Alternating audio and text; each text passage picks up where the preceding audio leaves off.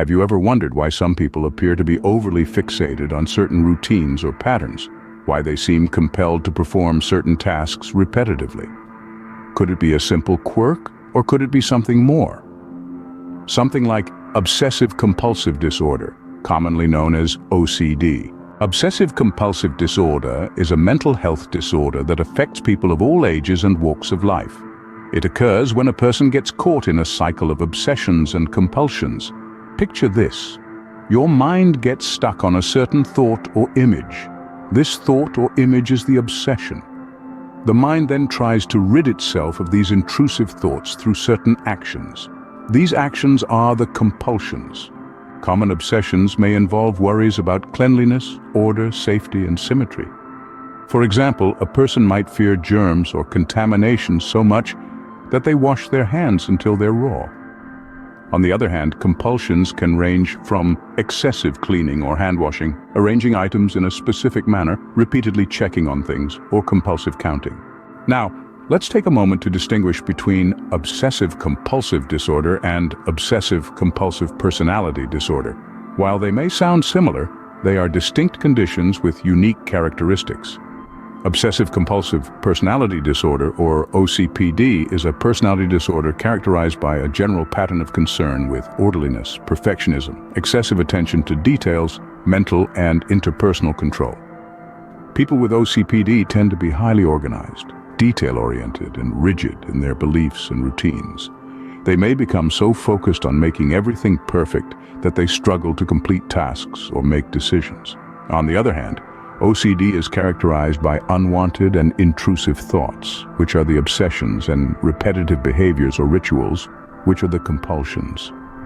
These obsessions and compulsions can be extremely distressing and time-consuming, leading to significant impairments in a person's life. The key difference between OCD and OCPD lies in the overall pattern of behavior. While people with OCD are often disturbed by their thoughts and behaviors, people with OCPD believe their actions are correct and desirable, even if they cause distress or conflict.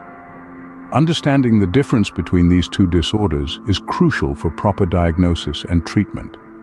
It's important to remember that while these conditions can be challenging, help is available and recovery is possible. Let's debunk some common myths that often lead to misunderstanding and stigma. Myth number 1. OCD is just about liking things neat and orderly. This is far from the truth. OCD involves intrusive thoughts and compulsive behaviors that go beyond a simple preference for orderliness. Myth number 2, OCD is a personality quirk or minor annoyance. In reality, OCD is a serious mental health condition that can severely impact a person's life. And the third myth, people with OCD can just stop their behaviors if they really wanted to. This is a misconception. Overcoming OCD is not about willpower, but about managing the condition with appropriate treatment.